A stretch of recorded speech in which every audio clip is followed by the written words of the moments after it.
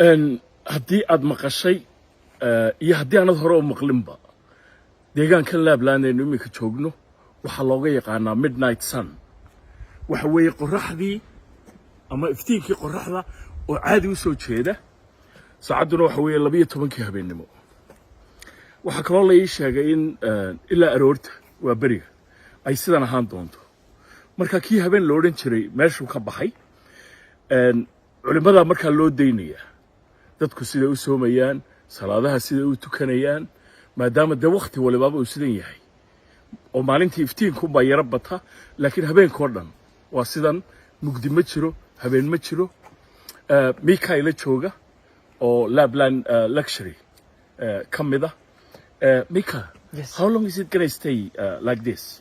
So the conditions you see now, they typically start already in late May, and it will remain like this until approximately the end of July.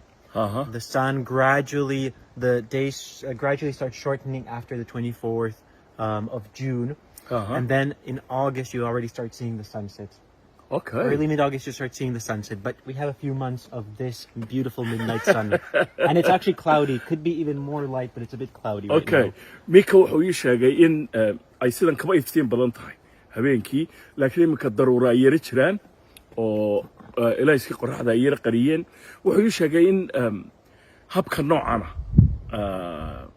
qorraxdu aanay dhacaynin uu Laablaan ka bilaabmo dhamaadka bisha May ilaa bisha Augustna uu socdo oo marka la gaaro qaybta dambe bisha August ay soo yaraanayso habeenkii la arkayo oo noloshu ay caadi ku soo noqonayso but in December it's going to be dark all the time, is it?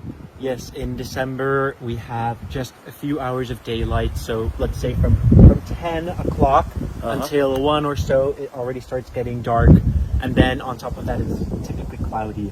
So in the whole month you might have a few hours of sunshine if you're lucky.